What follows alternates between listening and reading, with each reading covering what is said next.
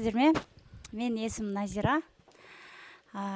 Стандарт. Сіздер айтып кетейін, VIP, стандарт, куратормен деп бөлінеміз біз. Кім VIP, кім стандарт? Мен мұғалім болғаннан кейін уже андай. VIP-тармен жеке жұмыс жасайды, куратормен. Ол мен ойлаймын адамның өзіне байланысты.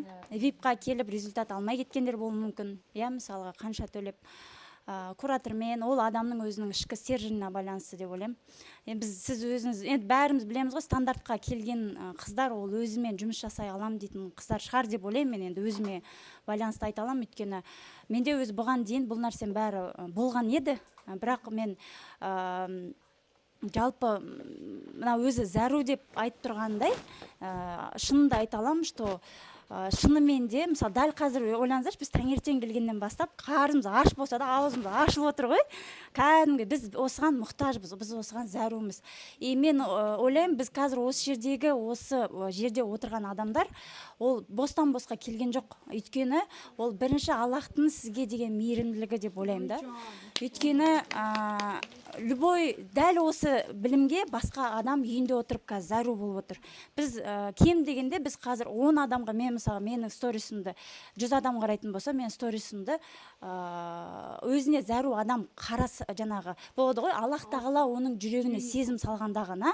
Мысалы Айкөркем келді да, Айкөркем Салауат қызымен біз таныспыз. Ол кісі бәрібірде Аллах тағала бостан босқа мысалға сізді олай таргеттен келгендерге таргетке тікет еткен жоқсыздар, бостан босқа жазған жоқсыздар. Бұл сіздердің ішкі, біздің бәріміздің ішкі құндылықтарымыз бір деген сөз да. Аллах бізге соншалықты мейірімді, бізге бұл кеткен ақша біріншіден ол еселенеді, екі жақтан да, мысалы жолдасыңнан береке артады. Екіншіден ол біздің жүрегімізге тыныштық сыйлайтын тренинг деп айтатын едім мен. Өйткені мен өзімнің мен ата-анасы өскен қыз баламын да, мен тұрмысқа құрған кезде қорқыныштан бәрін көрдім. Өзім де жұмыс істеп көрдім, миллиондап та тауып көрдім, берекесі болған жоқ. Мен клинингті да шақырғам, нянянды алғам, мен оны бүкіл до такой степени шустрым, бәрін көргем. Мен осы уақытта осы нәрсе, мен негізі жоспарымда мен профессиональный білім алам деген оқу орталығыма байланысты негізінде. Бірақ Аллах тағала почему-то осы нәрсеге маған келді. Жүрегіме мен андай тыныш отырып, тыныш қарайтын адаммын да. Сосын тыныш қана өзім жасап, өзім результатын көріп сөйтетін адаммын ше. Мен тыныш қана бесплатныйына бір апта қатысып отырдым да, жүрегім кәдімгідей уже не істеді ше. Мен өзім сразу кураторға жазып 50% төлем.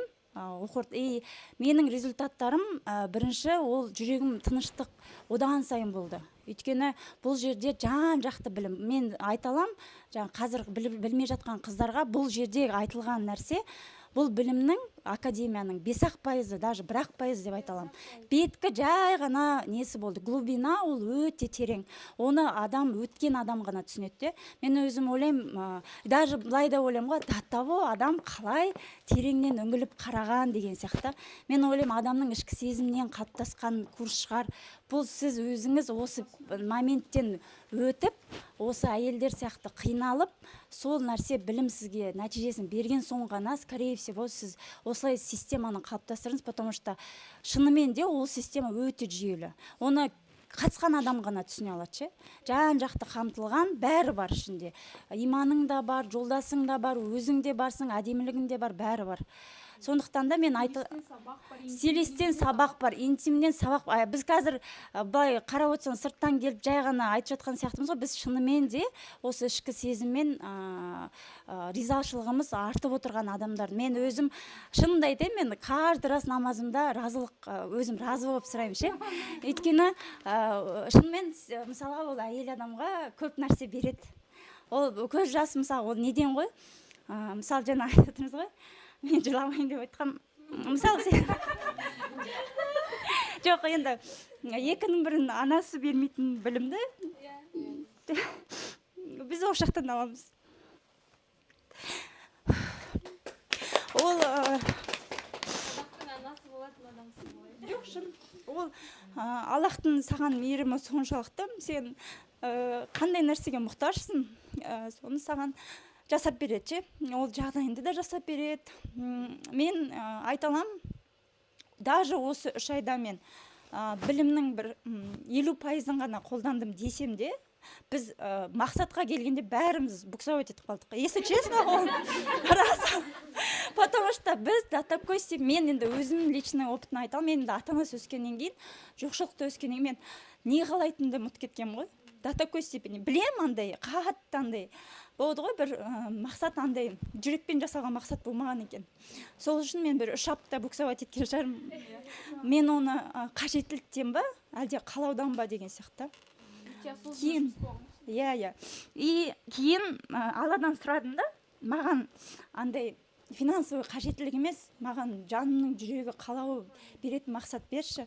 Мен жан таласып, андай отличница болып, 8-ін өтірік қоя салмай, хотя бы мен 3-ін қойсам да, бірақ ол мен жүрегімнің қалауы болсыншы деп.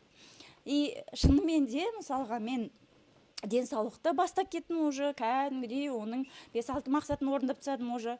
Мен отличница андай тук-тук-тук, маған лишь бы система берсе болды. Мен соны тук-тук-тук жүре беремін ше. Одан кейін жолдасымен қарым-қатынас өте жақсы болған, одан сайын арта берді. Құлпынай болған, одан сайын көбейе берді. Аяғыңыз ауырмады. Мен айттым ғой, анау неде чатта мен прикол ұстап отыратын. Мен Найзирамын, негізі постоянно прикол ұстап отырам. Мысалы, мен өзім 8 жыл болды тұрмыстамын. Мен осы білімді алғалы түсінген, мен бастық кезде қарға болыппын ше. До такой степени анау бәрі кінәлі. Жаңағы сондай болыппын. Содан кейін мен бір негізі көп білім алдым, өз-өзімен қатты жұмыс жасадым. Жылдап, миллиондап өзіме ақша салған едім, психологпен жұмыс жасадым. Содан кейін, қарғадан кейін мен тауық болыппын. Тауықтан кейін, осы білімге келгенде мен жартылай калибри, жартылай тауық болыппын. Шын айтам, мен оны бар ғой, курстағы адамдар ғана біледі, не үшін ол айтып отқанымды, потому что жартылай құтқыттап жүрдім мен. Күйеуіме жартылай құтқыттаймын. Енді қазір мен өзім толық айта аламын, калибри болдым мен, шын. Өйткені мен жолдасымның табысы артты, Аллаға сансыз шүкір. И мен орталығым бар дедім ғой, мен кіші квадратурада отыратын едім. Міне осы шешім қабылдап, рутинам барлығы реттелген соң, құндылығым барлығы қойылған соң, мен Аллах қаласа осы декабрьдің 15 күні үлкен помещение алып, соны үлкейтіп жатырмын орталықта. Сондықтан да мен міне қазір сіздерге шынымды айта аламын, өте керемет білім. Тұрмыс құрмаған қыздарға да сізге айтарым, мен бізде мысалға біз мастер-класс өткізген болатынбыз Айкүркем Сауат қызымен. Осылайынан тоже адам жинап, өйстіп, сол кезде сол сезімді сезіндім да, сізге айтарым, топите прям алға қарай Зәру білім академиясы, просто топите, потому что ол нағыз Қазақстанға керек білім деп айтар едім. Сол?